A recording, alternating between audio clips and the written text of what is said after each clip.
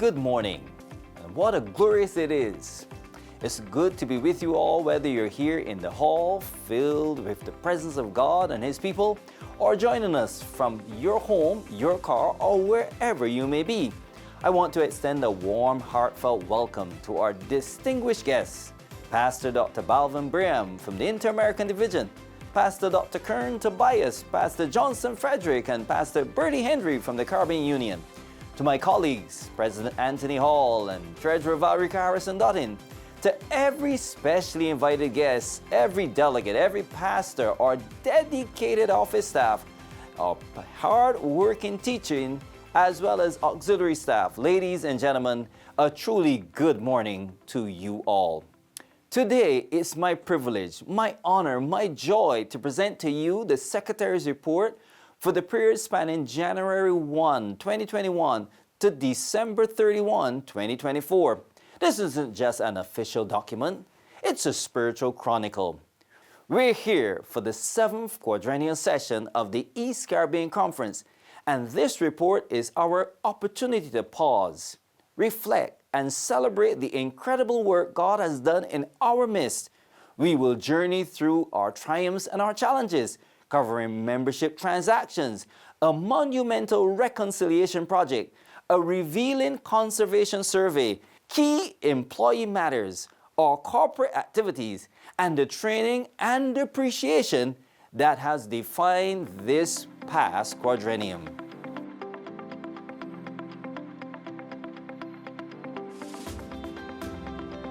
Some might wonder why we place such a high value on reporting. Let's be clear. The act of taking a census or a count is a profound biblical principle. The entire book of Numbers provides tangible literary evidence of the value heaven attributes to this matter.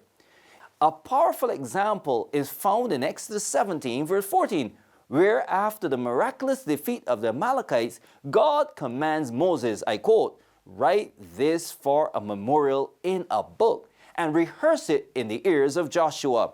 End of quote. The instruction highlights several key truths. First, it acknowledges that we are all in a great controversy, a spiritual warfare where every member is in a combat. Second, it underscores the power of prayer as Moses' uplifted arms secured the victory. And third, it shows the synergy that comes from teamwork. Moses, Aaron, and working together. Reporting is an integral part in this teamwork, ensuring that what happens on the front line in our local churches is documented and understood at every level of the organization.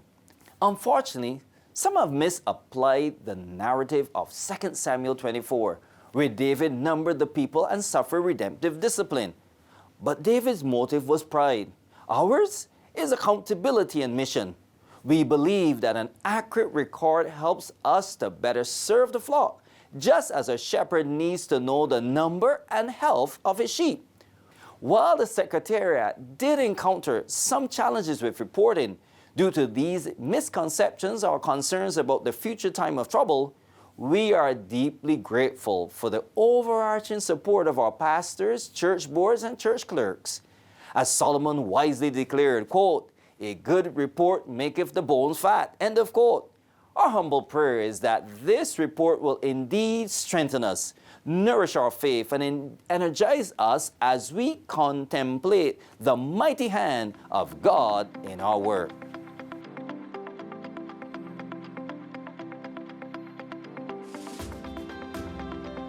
The Secretariat's work goes far beyond mere data collection.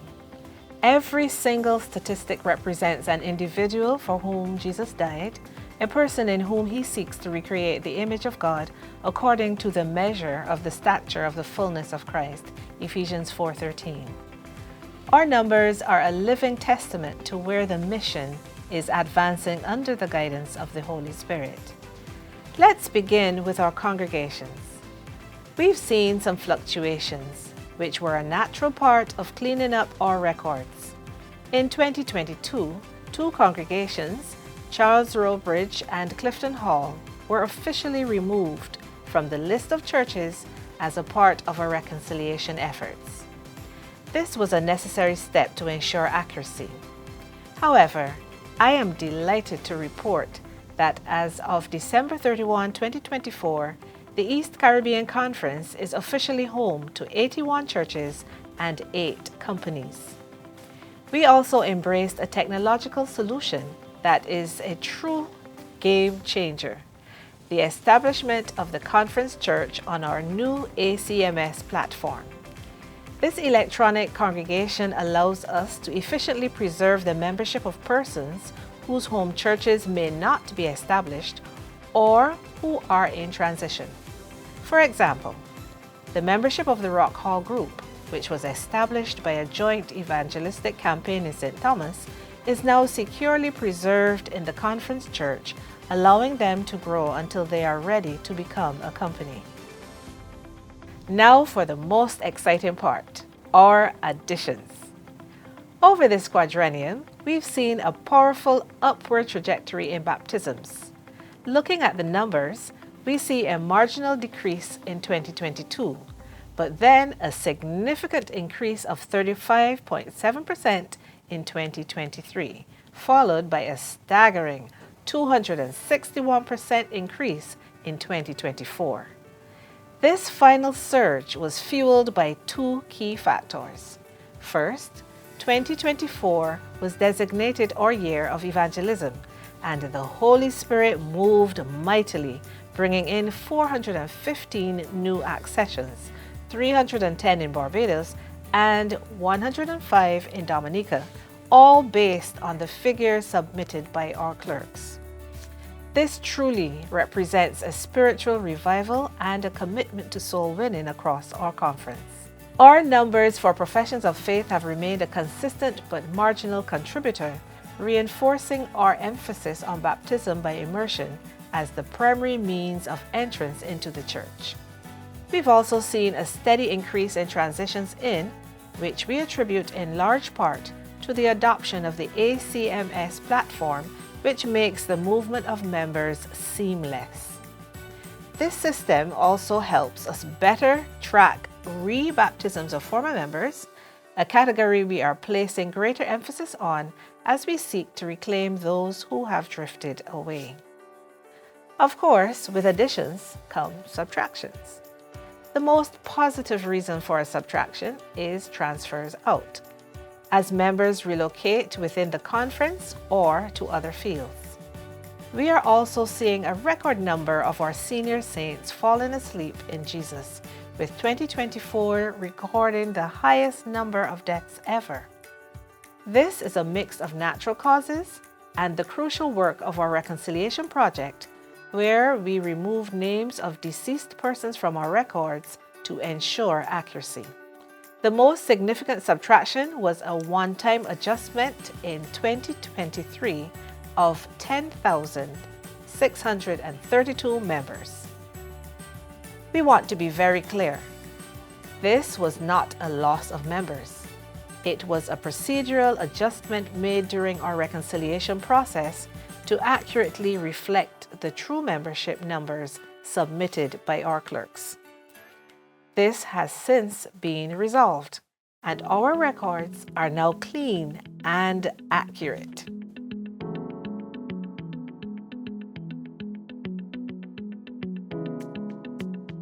For some time, we have been practicing the Sabbath count, a directive from the Inter-American Division to measure attendance on the 2nd and 7th Sabbaths of each quarter.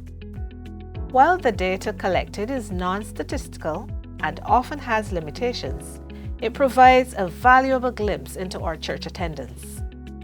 A number of factors make this count challenging: evangelistic campaigns held off-site, special departmental programs like Global Youth Day, and the difficulty of accurately counting online viewers all affect the numbers.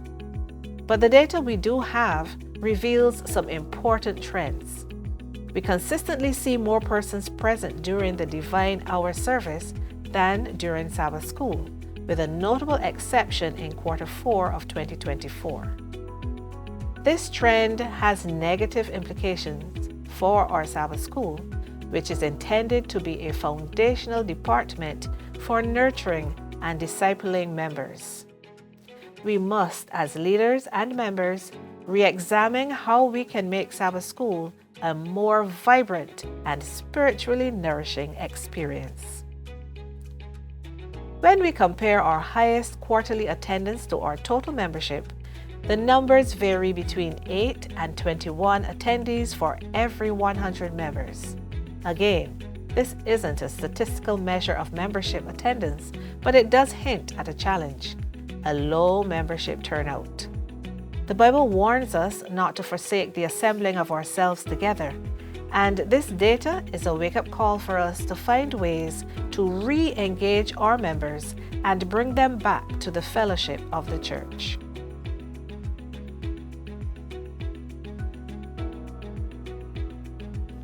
A cornerstone of our Reset strategic plan was Action 3.1.21.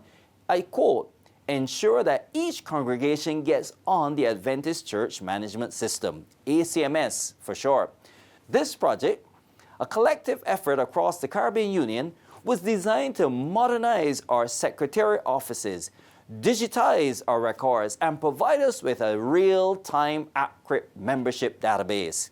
The objectives of this project were clear: to inspire modernization by embracing technology, to resolve membership challenges, and to develop secretariat offices that exemplify professionalism and efficiency. When we achieve these goals, we will have a modernized, technological-driven secretariat that can use real-time statistics for research, strategic planning, and church growth. I'm overjoyed to share that by December 2024, all of our churches were using the ASMS platform to report membership transactions. Furthermore, 90% of our churches had completed the reconciliation of their membership and submitted official letters with their true membership. This monumental effort culminated in June 2025, when we received full affirmation from the Caribbean Union that the East Caribbean Conference had officially achieved full reconciliation status. To God be the glory. This was a tremendous achievement, and it was only possible through the dedication of our zonal leaders, pastors, and church clerks. To maintain this status, we must now aim for 100% reporting monthly by every church clerk. This is just a beginning. The final stage of the project, Phase 4, membership audit, and Phase 5, membership update, are coming. Phase 4 will be a robust audit program to categorize our members by their status, helping us to identify those who are weak in faith and need urgent nurturing and retention. The assurance of the Caribbean Union remains with us as we embark on these vital final stages.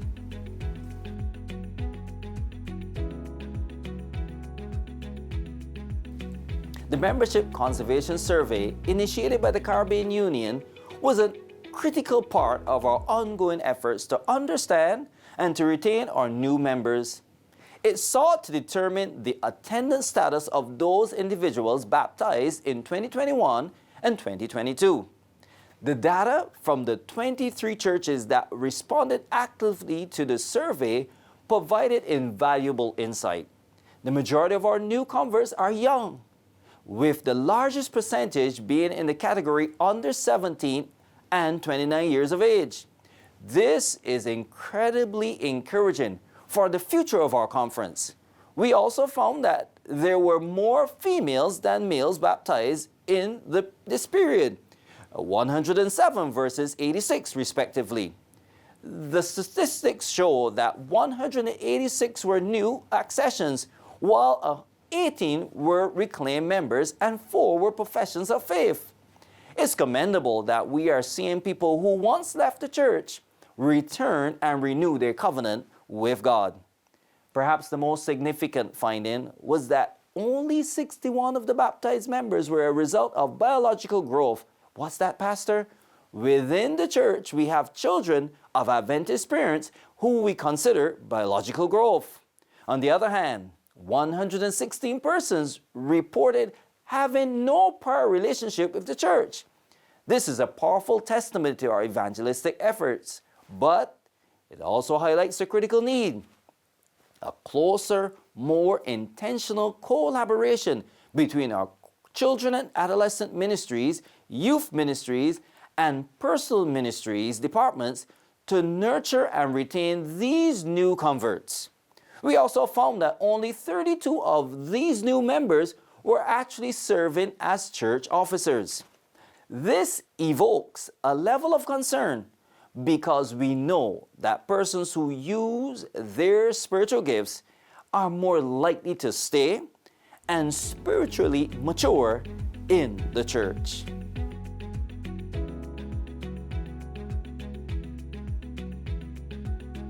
Our greatest asset, besides the innumerable blessings of the Holy Spirit, is our human resource. The Reset strategic plan placed a high priority on the spiritual, social, and emotional well-being of all our workers. Our staff complement has remained steady, hovering between the 150 and 160 level. The prevailing economic conditions in our islands and a constant basic wage factor have meant that our employment was primarily to fill vacancies. We have made a concerted effort to bring on ministerial interns. The gender distribution of our workforce remains predominantly female, with an annual average of 90 females, or 57%, and 67 males, or 43%. The majority of our female staff are teachers or hold office responsibilities. Our ministerial staff is predominantly male, but I must highlight our 2 female pastors who are a powerful force for the gospel. Their ministry, measured by church reports, evangelism, membership care, is on par with and sometimes exceeds that of their male counterparts. We began this quadrennium with the commissioning of 1 female pastor and the ordination of 3 male pastors, and we continue to prepare those with ministerial license for future ordination. Given the average age of our workforce, especially in Barbados, we recognize that succession planning will be a critical focus for the coming quadrennium.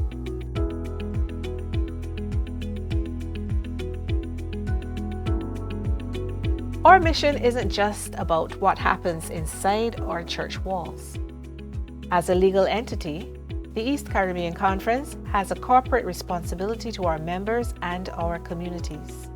We have worked diligently to ensure that our articles of incorporation, bylaws, and constitution are up to date and aligned with the standards of the Caribbean Union. During this quadrennium, we've made some significant changes to our congregational status. The Rock Hall Group was officially established and the Penville Group became a company. We also saw the groundbreaking ceremony for the Ebenezer Primary School project in Dominica.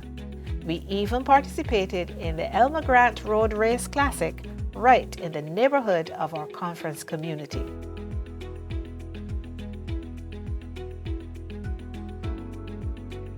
As you can see, the past 4 years have been a journey of growth, innovation, and unwavering faith. We faced challenges, procedural, economic, and spiritual, but through it all, we've seen the powerful guiding hand of God at work. We've begun to modernize our systems, grown our congregations, and most importantly, we've brought more people to Christ. This report is a testimony of what we can achieve when we work together with the Holy Spirit. Thank you to every pastor, church clerk, teacher, and member for your hard work and dedication. The future is bright, and I can't wait to see what God does next. For a more detailed look, be sure to read the full report online. Thank you. To God be the glory.